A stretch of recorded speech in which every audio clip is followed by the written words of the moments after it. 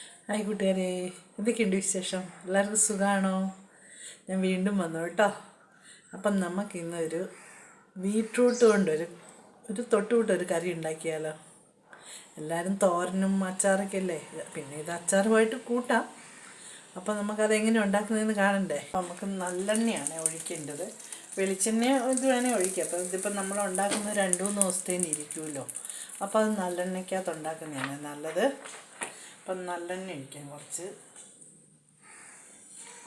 വെളുത്തുള്ളി, പച്ചമുളക് മൂത്ത് വരുമ്പോൾ നമുക്ക് ബീറ്റ്റൂട്ട് ഇടാം. ഇങ്ങനെ ചെറുതായിട്ട് അരിഞ്ഞതാണ് കേട്ടോ.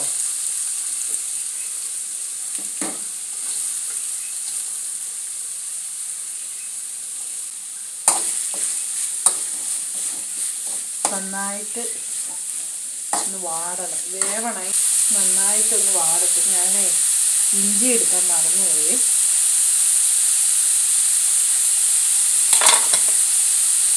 ഇഞ്ചി കഴുകി ഇത് നന്നായിട്ട് വാടി വരണം. ആ പച്ചപ്പൊക്കെ മാറണം. കുറച്ച് കരിവേപ്പില ഇടണം.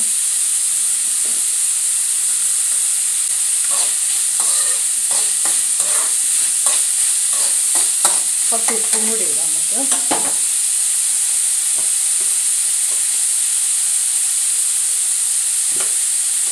മതി, ഓവറിട്ട് നമുക്ക് നോക്കിയിട്ടിടാമല്ലോ. ശരിക്കും വാടി കഴിഞ്ഞ് കഴിയുമ്പോൾ നമുക്ക് ഇതെല്ലാം കൂടെ വാടി കഴിഞ്ഞ് കഴിയുമ്പോൾ മിക്സിക്കകത്ത് അരച്ചെടുക്കാം. അത് കഴിഞ്ഞിട്ട് കാണിച്ചു തരാം കേട്ടോ. നമ്മുടെ ചീഞ്ചട്ടി ചൂടായി, അരച്ചുകൊണ്ട് വന്നു. ഇത് നന്നായിട്ട് പേസ്റ്റ് പോലെ ആക്കി കേട്ടോ. നമുക്കിതൊന്ന് നന്നായിട്ട് അരച്ച് എടുത്തിട്ടുണ്ട്. നന്നായിട്ട് ചൂടാവട്ടെ. തീ കൂട്ടി വെക്കാം. അടി പിടിക്കുന്നത് കേട്ടോ. മെയിൻ താരം നമ്മൾ ഇതിൻ്റെ അകത്തേക്ക് വാളംപുളി പിഴിഞ്ഞൊഴിക്കുക കേട്ടോ. വാളംപുളി പിഴിഞ്ഞൊഴിച്ചിട്ട് വേണ്ടുന്നവർക്ക് വിനാഗിരി ഒഴിക്കാം. ഇത് നമ്മൾ വാളംപുളിയാണ് കേട്ടോ ചേർക്കുന്നത്. അതിൻ്റെ അരപ്പുണ്ടായിരുന്നു കേട്ടോ, അതുകൊണ്ടാണ്.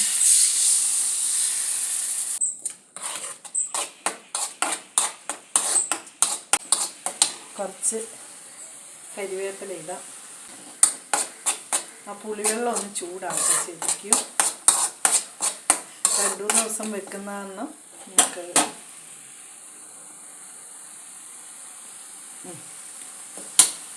കുറച്ച് ഉപ്പ് വേണം.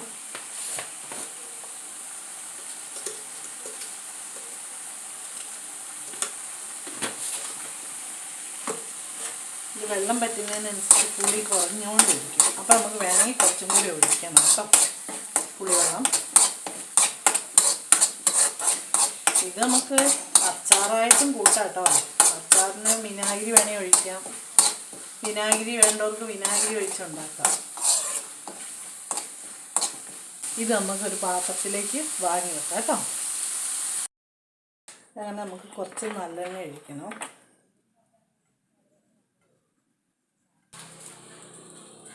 എണ്ണ ചൂടായി, കടുകിടാം.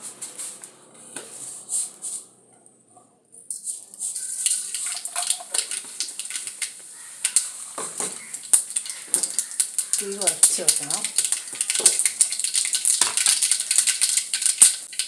ഒരു പച്ചമുളക്. തീ ഓഫാക്കുക. എന്നിട്ട് ഇല്ല മുളക് പൊടിയൊക്കെ കരിഞ്ഞു പോകും.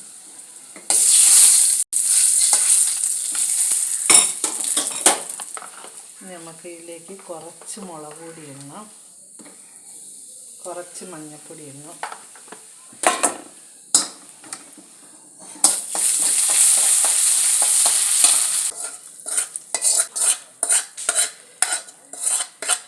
ഇനി നമുക്കിതിലേക്ക് കുറച്ച് ഉലുവയും കടുകും കൂടെ പൊട്ടിച്ചത് വറുത്ത് പൊടിച്ചത് ഇടണം. ലേച്ചിട്ടാൽ മതി.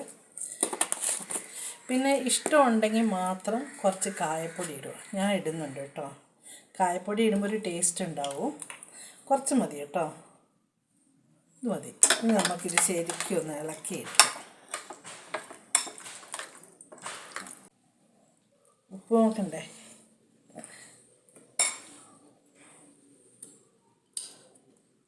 അടിപൊളിയാട്ടോ. എനിക്കെന്നാൽ ബീറ്റ്റൂട്ട് അച്ചാറിടുന്നേക്കാളും ഇഷ്ടം ഇങ്ങനെ ഉണ്ടാക്കുന്ന കേട്ടോ. നല്ല ടേസ്റ്റ് ഉണ്ട്. നിങ്ങളെല്ലാവരും ഉണ്ടാക്കി കഴിക്കണേ.